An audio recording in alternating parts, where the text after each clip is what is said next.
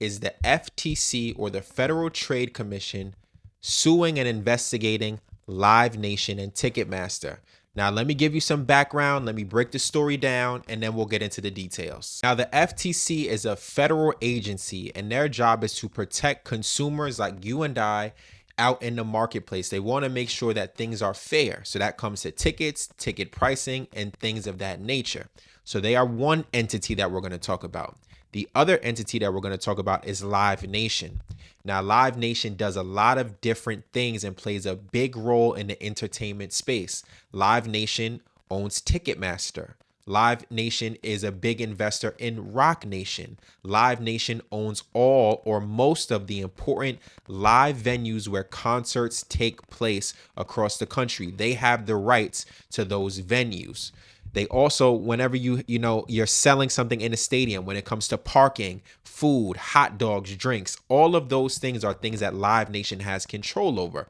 They are an extremely powerful company. And one of the things that's alleged in this suit is that they might have a monopoly over the entire industry.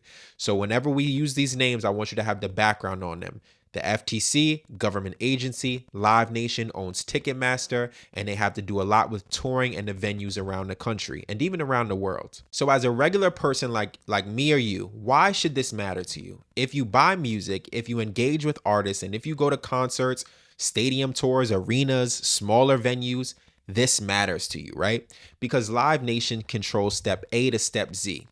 Let's say an artist wants to go on tour. They're going to work with Live Nation because Live Nation owns most of the venues or has the rights to most of the venues. Then they have to deal with promotion and ticket prices.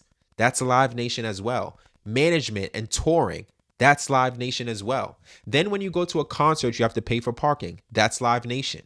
You want to buy a hot dog, you want to buy a hamburger, you want to buy chicken fingers, Live Nation. The merch, Live Nation. What is for sale there? Live Nation. So from the moment that an artist or a consumer wants to go to a live concert, Live Nation is eating off each one of those purchases. It's a great business model because you can't lose. You own it, and artists have to work with you because if you want to have a successful tour, you got to work with Live Nation. Now we got to tie some dots in here. Actually, before I even get to that, I don't even want to do that yet. Let's see what's alleged in the lawsuit. We need to know, what are they saying that Live Nation did that's not right? The first is deceptive ticket prices, meaning when you click on something on Ticketmaster and it says $99, but then when you go to check out, it says $149 because you have a service fee, you have a holding fee, you have to, whatever other fees you have, the price is much higher than what you anticipated. That's called the bait and switch tactic. The second is ignoring ticket limits, right? They're not allowing the tickets to be affordable because they might be using bots to drive up the price. Once something sells out, we know that it becomes a lot more expensive because you have to pay secondhand pricing. Working with brokers.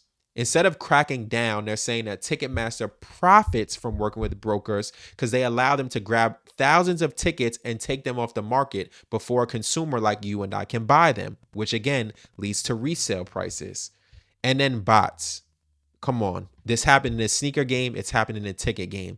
Why am I being outworked by a machine when I just want to see a concert? That is not fair. So all of these practices hurt people like you and I because it makes us pay more and it treats us unfairly in the marketplace. But it also can affect artists because if Live Nation has a monopoly over the whole market, artists can't shop around for a better deal for their tour because Live Nation is the only deal that you can really take. Now, you may remember Nicki Minaj alluded to these things. When she goes on these rants, she says a lot of wild things, but there's some kernels of truth for sure.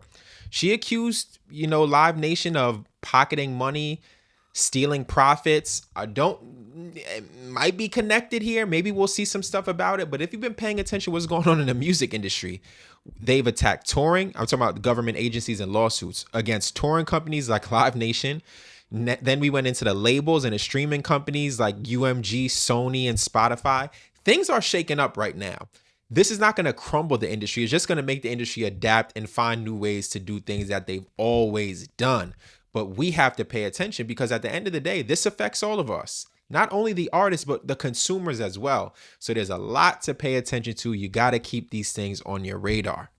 Now, we went through a lot. I hope you like the format. This video actually turned out a lot longer than I expected. Make sure you like, comment, subscribe, send it to a friend, and send it to another friend. Check out the merch. It's all there for you. This is a big week in music, and I'm sure there's more to come. So I'll make sure I'll drop 2 videos a week at least. Live stream is on the way, man. I'm just waiting on the PC to get here and get my setup right, and I'll be back on the live streams for you all. But there's a lot to talk about and be excited about. We got some big albums coming in October, hopefully.